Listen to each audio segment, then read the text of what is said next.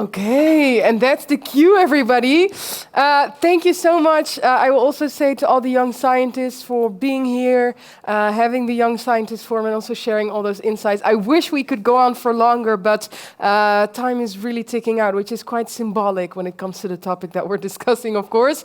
Now, everybody, if I have been telling you about something repeatedly these past days, then it is one thing, and it's the posters out on the hallway. Can I see hands for people that voted or took a look at the posters? Did you go and check them out? Okay, the majority of you did. All the people that didn't, you can leave it. I'm joking. Don't worry if you didn't, because now you get the chance to hear about some of those ideas, because you have been voting ferociously, folks, and I really want to thank you for that, because now we have 3 winners that in a little bit will be able to come to the stage and just briefly tell us a little bit more about their poster, the solution that's on there, the paper, the sort of logic behind their idea, which is quite exciting. But you can never announce the winner without some level of excitement, so I'm going to need you for this one. I will need you for this one, because can I just hear your best drum roll? Can we try once? You know, drum roll? Yes, good job. Okay. Okay, I like this. And then in a little bit, when we do it for real, I want more excitement even, because we have 3 winners and they put a lot of work into their posters, so we're going to show it to them. You know, I learned my lesson. I'm not going to keep you in suspense for too long, so I think we will just start with the first category, which is in no particular order and also not per se linked to a certain topic, but they were randomized in 3 groups. And the first group is the blue group. Can I get a drum roll? The winner for the blue group is Iliana on West Nile virus tracking transmission suitability in Europe and beyond. Can we get a big round of applause for Iliana? And Iliana, are you here somewhere? Are you Iliana? I think Iliana is joining us. Iliana, congratulations. Come up to the stage. And while you do in a little bit, I will introduce your co-winners. I'll start with congratulating you. Congratulations. And you have a co-winner because they're for the green category. And again, a drum roll, please, folks. We have Michael Rogo Opata on predictiveness and drivers of avian influenza outbreaks in Europe. Michael, there he is. A big round of applause for Michael, everybody. Now, I'm going to tell you, for this 3rd winner, I need a long drum roll, because the title of the research is long. Keep it coming. The winner for the orange category is Marina Treskova. And now, here comes the long title on community-based engagement and interventions to stem the tide of antimicrobial resistance spread in aquatic environments catalyzed by climate change and plastic pollution interactions. Big round of applause, everybody, for Marina. Amazing. Now I see why you have a long title, because you were seated all the way in the back of the room. So then you have all the time to walk to the front. Well, congratulations to you guys. Can we have a big round of applause for the 3 of them as they're here? We have some little presents for you, so please, congratulations. Now, there is microphone 6. This is working. All of a sudden, you're on a stage. You didn't know you won because we wanted to keep some suspense. You can come more to the center. You can come here to the front. But I do want to give each and every one of you the short opportunity to tell us a little bit more about the research that you did. Marina, can I start with you? The long title, but you were voted the best poster for your category. What is it about the research? So I'm really happy and proud to say that research is being kicked off rather than it's implemented already. Yeah. So we have a large European Union consortium, very interdisciplinary across geographical boundaries, and it focuses on interconnections between antimicrobial resistance, microplastic pollution, and climate change in aquatic environments.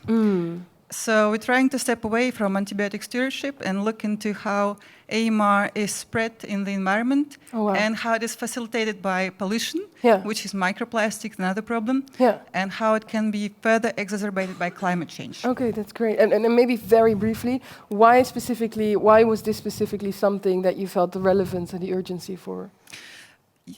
Right, so it's interesting. So it's basically, I think it came from I have several degrees, and one of them is biology, where I studied AMR. Right. And then we have plastic report as well going on. But then we were on work, so to say, in the Philippines, and we saw. We basically went swimming, and like, oh no, it's a lot of plastic, and what can we do about that? And that's how it started. Yeah, so that's how it started. We were in the Philippines working together with the Ministry of Health in the Philippines. And then we decided to work with them to try to tackle this problem from several angles. Amazing. I love it so much. No, thank you for all the work, and I hope that that this is the right encouragement to follow up on everything, and who knows, even reach the implementation phase one day. Yeah. Amazing. Thank you so much, Michael. I will join you. Could you briefly tell us what your poster was about?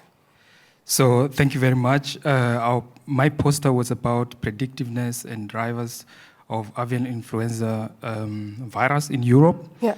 And basically what we are doing is utilizing the existing data set, both in animals, human, climate, and socio-economic data, to predict after Corona, everybody is on high alert on what exactly is our next existential threat. Right, indeed, yeah. So we have low and high pathogenic variants going around, and the question is, how do we know, or how much do we know about this existential threat from these viruses? Okay, exactly. And that's what you look deeper into. Yeah. Super relevant, and thank you so much. And it's amazing to also to the people that aren't here up on the stage. There were many people that voted, and we saw votes for, such a wide, diverse array of posters. So that is also something I want to say. Everything has so much relevance and is so important. So thank you so much for that. Iliana, I'll go to you, because could you also briefly maybe share more on what your research is and why you... Sorry, I keep on saying research, I mean poster, but I'm hoping that there comes a big research out of it, perhaps.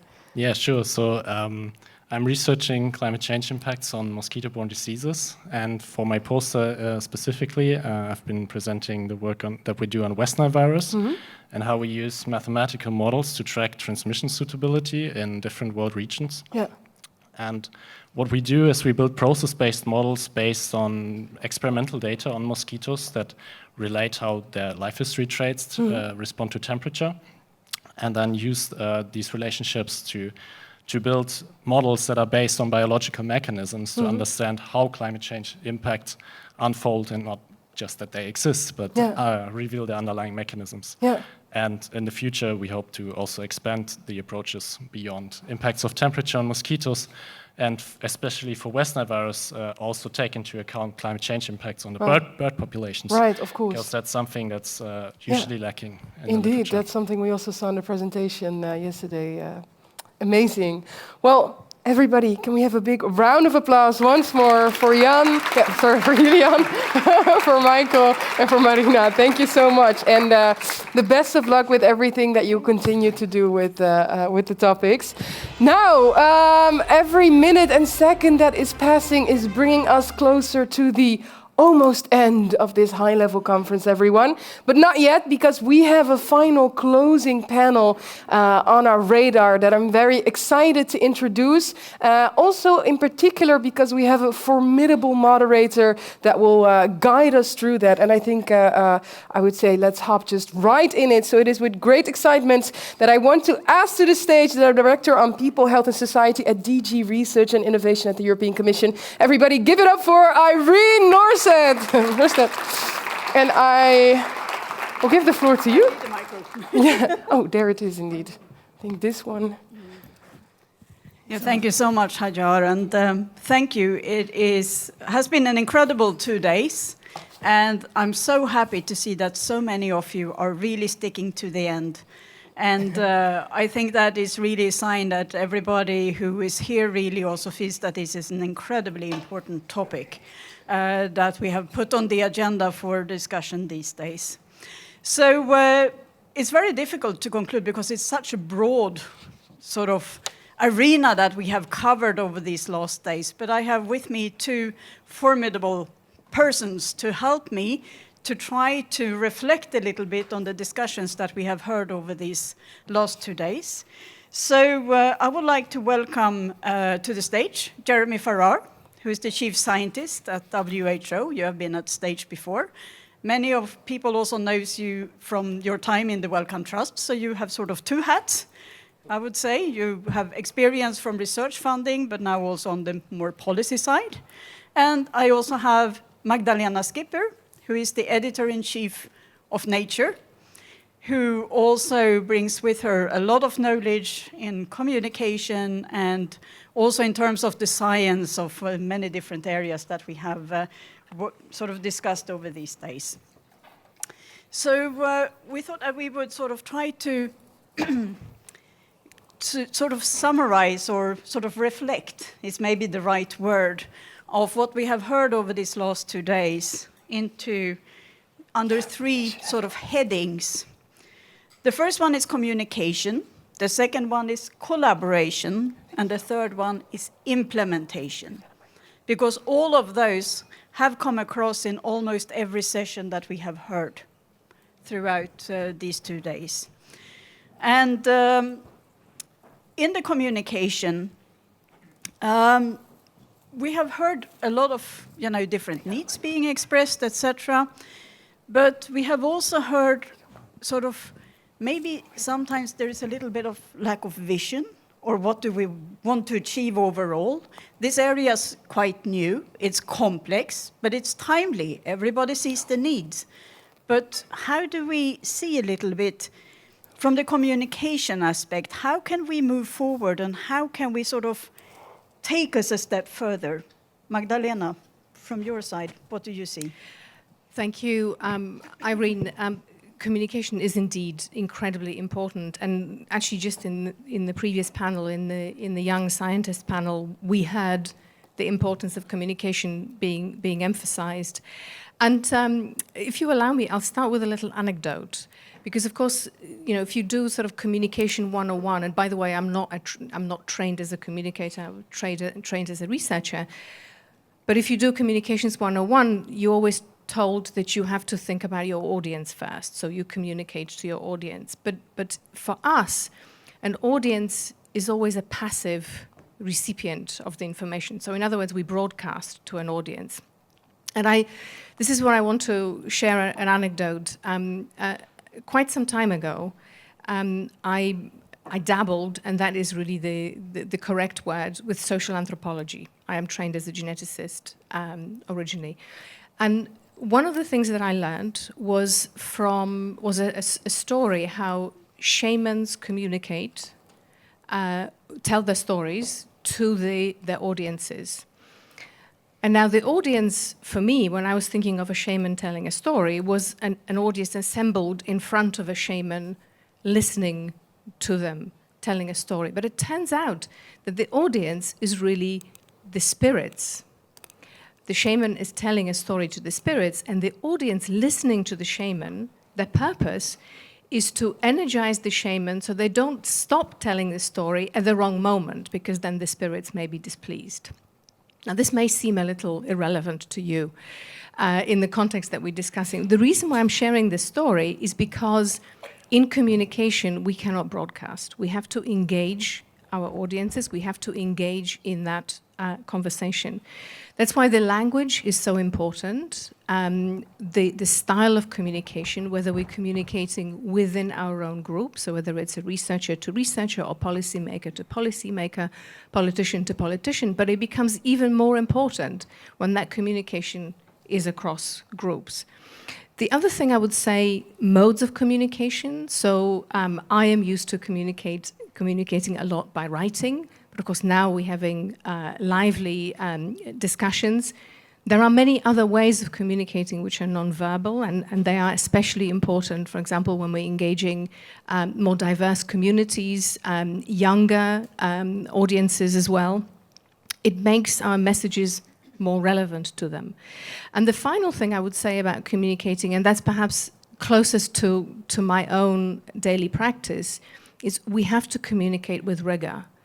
At whatever level we're communicating at, that rigor has to be present. And of course, for the research community, that's scientific publishing, which is taken through peer review. But that rigor of expression, precision, has to pervade throughout whatever the mode of communication we have. Thank you. Jeremy? Yeah, if Magdalena's not a communicator, then I'm certainly not either. The other thing is I must update this photograph, because if anyone's read the Diary of Dorian Gray, it looks a little bit like... I must make sure that gets corrected. The things I'd add to Magdalena would be who is communicating with whom when? And is that unidirectional?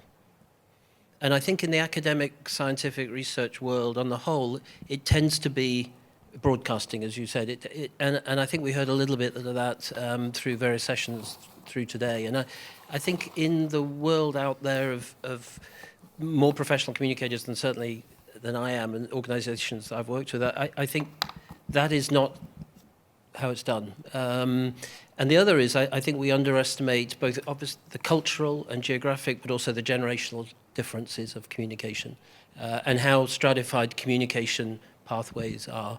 I absolutely agree on the rigor. And then finally, I think communication in terms of the scientific and research agenda is not something that funders, I was going to say we as funders, I'm no longer a funder, and WHO's got no money, so it can't fund anybody. But the funders really need to, I think, build that in, not as a tag-on at the end of something, but as built in a non-unidirectional set of communications that are built through the whole research agenda.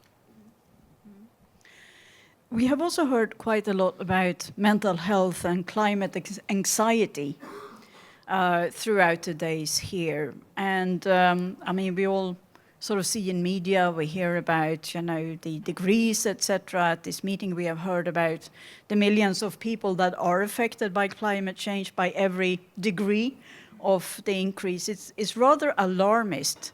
So how could we change a little bit the communication, maybe to more a positive visions in, how can we sort of combat this? How can we sort of try to turn this into something positive? Is there something you see that we could do?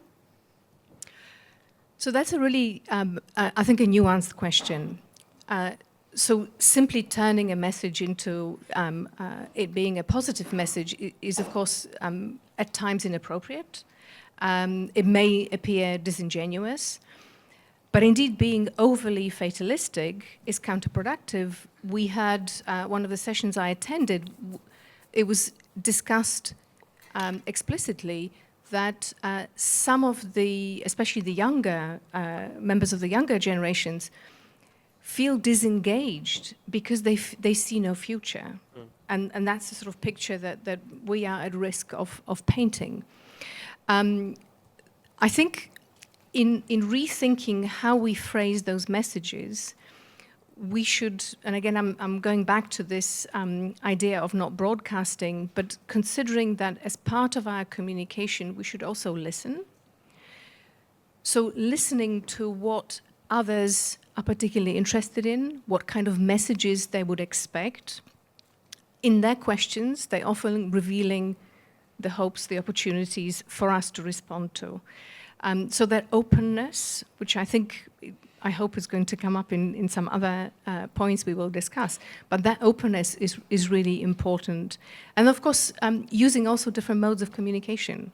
Words can convey a lot of meaning, of course, that's how we mainly communicate, but there are other ways. Who was it? Somebody mentioned Bamba Brinkman, the rapper, and sort of suggested here that perhaps not many of us in the audience listen to that type of communication, which can be incredibly engaging. And I have heard him personally, so I can attest to it as well.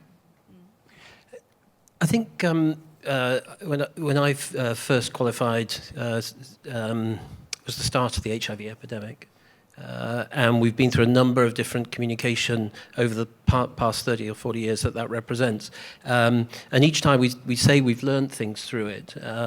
In the start of the HIV epidemic, and I worked through Jakob Creutzfeldt disease as well when it was, and then of course recently in the last 3 years communicating around COVID. The balance between hope, pessimism, nihilism, confidence, lack of confidence, how to communicate uncertainty. and how to communicate the changing nature of certainty and uncertainty, I think is extraordinarily difficult. And many in this audience will have been through that in the last 3 years with COVID, etc. But it's true in everything. And I think here we're also in a similar situation. Do we present this issue in the pessimism of the dreadful outcome, or a sense of hope that actually, if we do some things, it can be better? And I think getting that balance right is extraordinarily difficult. If I can just add to this, I think we have to remember that we need to remember honesty. If we communicate with honesty, we can achieve that balance. We can be realistic about what can be achieved, what has been achieved already. So give ourselves credit for has been achieved, but also be honest about what and where we have failed and how we have failed. And there, again, being open to suggestion how to move on. I think honesty takes us a very long way. Yeah, thank you for that. And I think it's really important, as you point out, the balance that we need to look at. Yes, we do have these challenges, but I think we also need to communicate when we take small steps in terms of mitigating, etc., so that we see a little bit that something is happening as well. Also, something that I picked up on the first day was a phrase saying that policy literate scientists and science literate decision makers is something that we need as well. And that points a little bit in terms of what we have just talked about, but also in terms of the need for the collaboration and to getting into the same type of language so that we also can understand each other between the different silos that we see today. So how would you go about to do something about that, and how can we increase that collaboration that so desperately is needed to move this area forward? Jeremy, do you want to start? Yeah, I mentioned yesterday in the previous life to be an unnamed philanthropy that I was part of.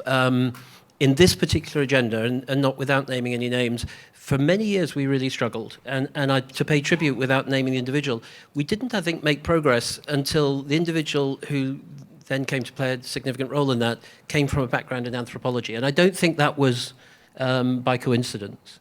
I think we are in danger. I've said yes on the first day, we're in danger of turning our scientific enterprise into very deep vertical structures. And we're losing the ability to work at interfaces. One of my mentors, when I was in early training, taught me of the wonderful place to be in science is at the interfaces between disciplines that don't usually work together. But it's a very difficult place to be because funders, and I now, as if I had my previous hat on, really love the disciplines. And to just pass the blame a little bit, the peer review process and the peer reviewers love the disciplines. And so you go to a peer review panel, and I've been on all sides of that, as a scientist, a peer reviewer, and as a funder, and now in WHO. I don't think the peer review processes are working as well as they could do to encourage what we've been talking about for the last 2 days. So one of my pleas to the community that I'm no longer part of, those with money, is to think of doing research on research of how we're actually achieving our endpoints. And we also heard yesterday, beautifully from a colleague from NIH, how there is increasing interest in the European Commission, NIH, China, all of the agencies around the world are working in this space.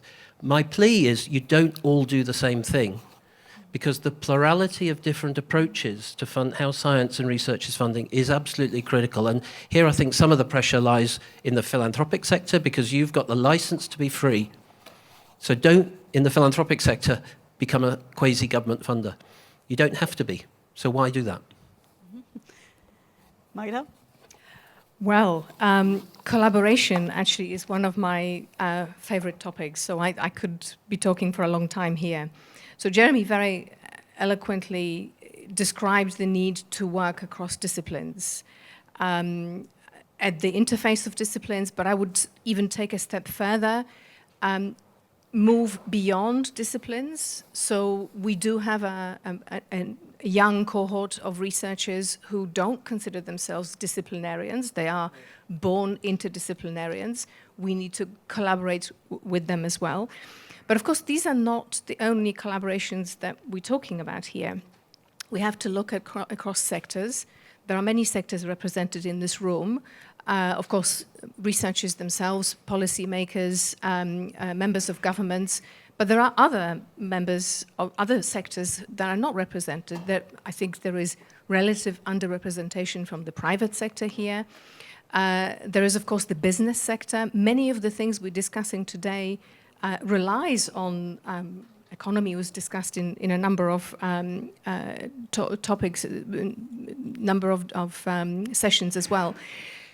So thinking about, and research itself, of course, is not just done in academia today, is done right across the spectrum in public and private sector. So all these sectors with their nuanced perspectives, now we're almost coming back to communication, need to collaborate for successful outcomes. We also have to think about collaborations across stakeholders from multiple groups. We had a young scientist panel earlier. We need to look across generations. That's really important. Beyond scientists, we had at one of the breaks, there was a presentation from school children here, how they imagine a city of the future. We need to engage with those groups. Each of them brings something to the table.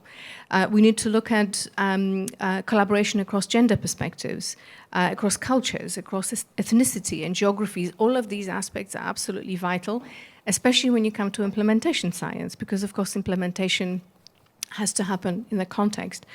And then the final thing I would say here is we have to value collaboration itself. In the context of research, for too long we have idolized individual contributions, even though all along we know that those individuals represent a group effort. Why don't let's continue to recognize individuals, but let's also give the credit to collaborations, to groups, because they really deserve it. We will have a healthier research ecosystem, better research outcomes, and that will also allow us to value, and that's maybe a point to pick up later, different types of research. So fundamental research, but then implementation research on a global scale, local scale, and so on. Thank you. So we need to move into the need for implementation. And you have already touched on it, Magdalena, about implementation research. So how can we move forward rapidly translate the research results to go in and demonstrate that, to demonstrate the value? Because we know that decision makers want to have proof before they actually would change the system. So how can we make sure that that translation is happening as fast as possible? Jeremy, any thoughts? Not a new discussion. I mean, and the translation of research evidence. A couple of controversial. Well, the first thing I'll say is controversial. I absolutely buy the idea made throughout the 2 days that we need to move the research agenda onto implementation yesterday, or even last year, or whatever. I would just make a plea that we still need to invest in long-term science, because this issue is not going away. There is an urgency of now, there's a fierce urgency of now that we must respond to, and we're way behind the curve on that. But I wouldn't want that to be the expense of the continued investment in careers, in discovery, and everything else that goes with it, because these issues are going to remain. And in every field, whether it be any of malaria, dengue, cardiovascular disease, everyone is saying we know everything we need to know, but actually we don't. So I think we do need to continue to invest on that. The other is around data, and again, data has come up a lot of times over the last 2 days. And obviously in all three of my roles, scientist as Wellcome and now at WHO, I would make the case for sharing of data. But I think there is a second half of that sentence that we have failed to do to date, and that is sharing the benefits of sharing that data.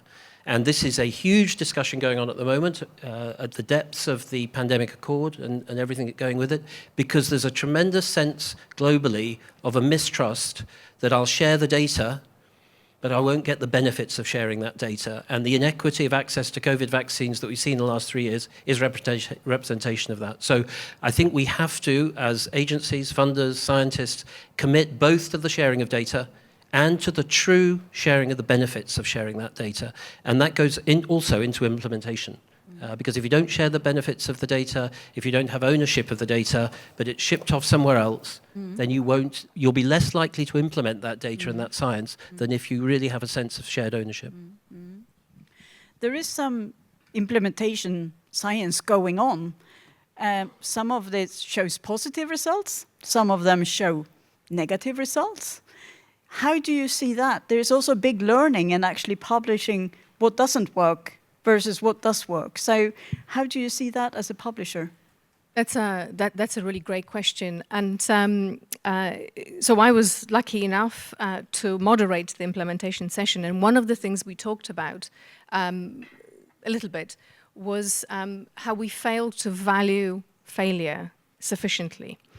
And in fact, the way we define failure is very stigmatized. And of course, negative results in and of themselves are not failure as such, and they absolutely need to be communicated. One of great myths in the research community is that journals are not interested in publishing negative data or null data. Please take it from me, we are interested in publishing negative or null data, and there are plenty of papers in Nature which just reading the title tells you that it's a paper that reports negative results. Negative results can be as impactful as positive results. So please don't put them away in your proverbial electronic drawer. Do publish them.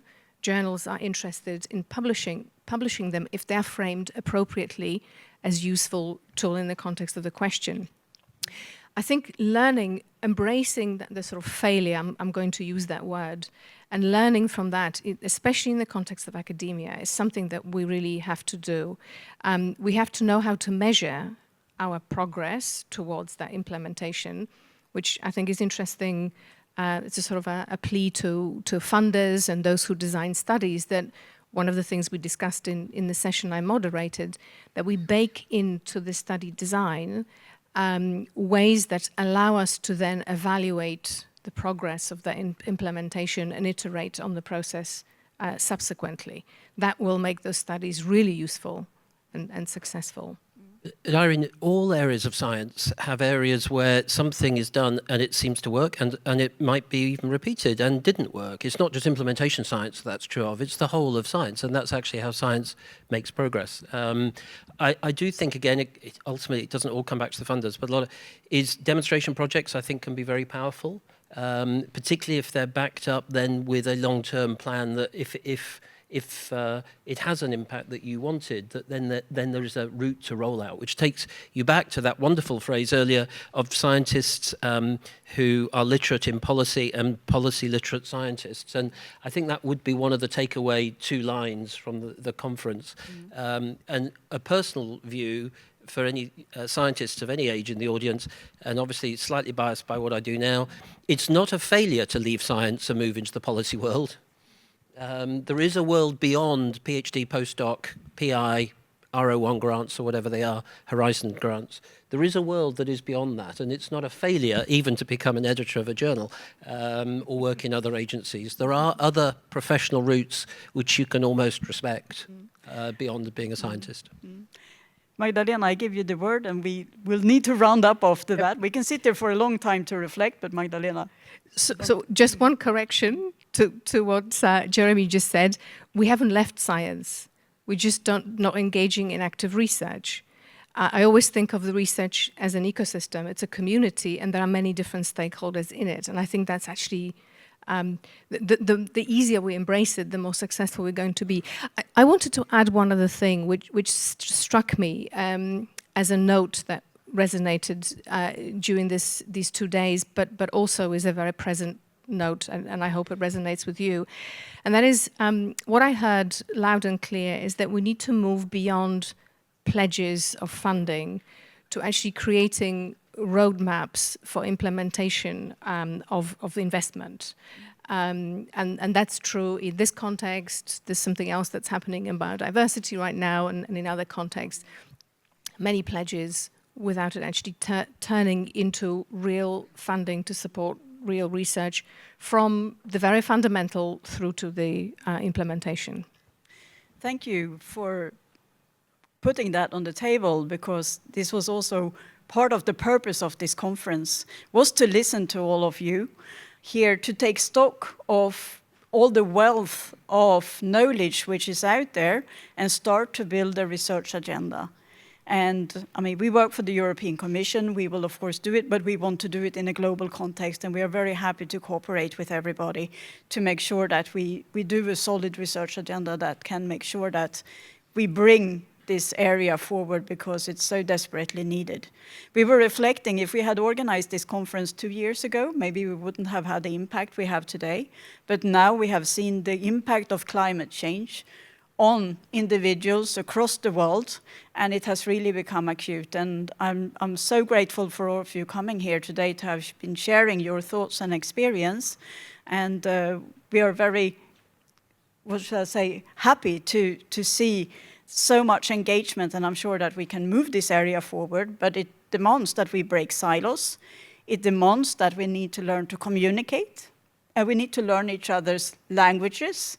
I'm not only talking about, geographical languages, but also between the different disciplines. And that goes also, between scientists and decision makers and vice versa. So with that, I will close this session because we are so pressed for time. But thank you so much to Magdalena and Jeremy for coming with me to the stage here and bring their reflections here. And I hope that this has also meant something for you. And I would also like to take the opportunity to thank you, Hajar, for guiding us. You're kind, thanks. And for you guys, can I also add one for you? Thank you so much, honestly. You have guided us through with so much energy and presence throughout these days. A fantastic job. You are too kind. Yeah. You are too kind. Thank you so much. And I would also like to say a big thank you to the team that has organized the conference. Yeah, indeed. So in particular,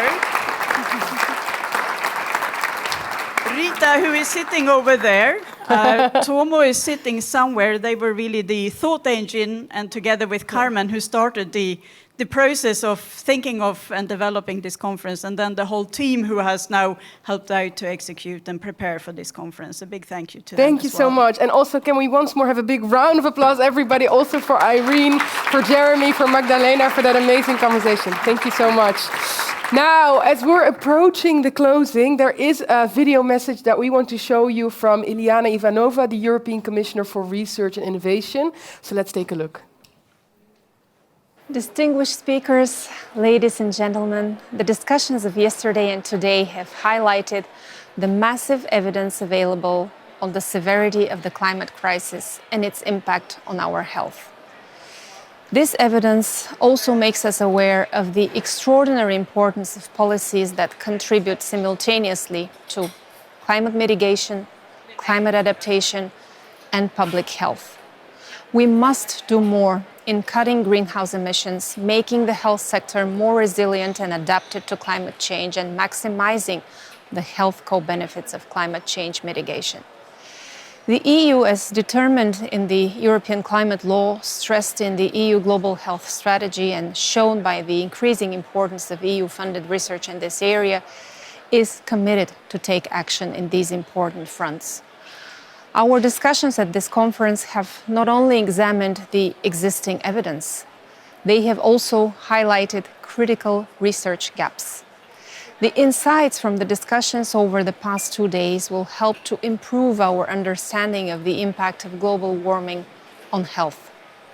These insights will also help us to develop strategies to adapt to challenges while mitigating our contribution to the climate crisis. Count on us to pick up the baton and work as of tomorrow towards a new strategic research and innovation agenda on climate change and health. It will give direction to generate the evidence needed. It will also support the development of the tools and the regulatory framework that help us shape a brighter and healthier world for future generations. Our European Research and Innovation Programme, Horizon Europe, will be a key instrument to respond to the research challenges in this area. Ladies and gentlemen, great challenges lie ahead. But with collective effort and determination, success is within our reach. Thank you. Thank you so much. Yes, we can have a round of applause for that. Great challenges are ahead, but if I can refer back to what was being said this morning, with a system that we're changing, with institutions that we're changing, and with the empowerment of individual responsibility, we can do a lot. That's it, everyone. We're at the very end of this 2-day high-level conference. I want to thank you so much.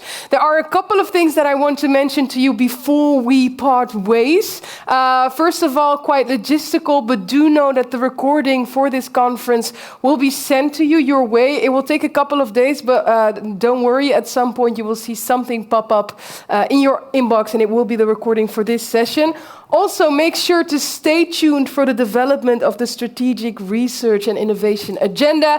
As has been mentioned time and time again, all your input will be used for the development of that. So, your collective effort will have made those steps possible. So that's also big kudos to you. A couple of people that I also want to thank, a couple of co-organizers that we've had, the WHO, Wellcome Trust, ECDC, European Climate and Health Observatory, Healthcare Without Harm, the Climate Change and Health Cluster of Horizon Europe, and I also want to do a special thank you to Omnia for being our youth ambassador and for the young scientists as well for being here. Can we have a big round of applause for all those people, all those co-organizers?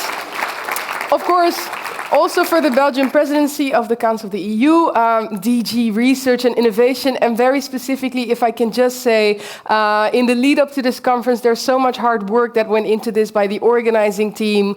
I truly want to take a moment to just stand still for all the hard work and effort and the meticulousness and the thoughts that went into these days. So to the organizing team, particularly Rita, Martin, Alex, Anna Carolina, we've had Mark, Petra, I'm trying to find your faces in the meantime. Right there, Carmen, Irene, everybody. Can we have a big round of applause to many more and everyone that have made this possible? Now, this morning, Joanna Drake said the world is coming together at a time when the world is also coming apart. I think that this is a room filled with people that really understand the urgency and the importance of us bringing these worlds together, bridging the gaps that we've identified, but also making sure that we move that path forward. So many things have been mentioned today, and I think the one question that we should take with each other as we go home and go back to our day-to-day jobs is how do we make sure that these conversations do not end here? So there's a lot of work ahead that we have to do, and we'll do it together.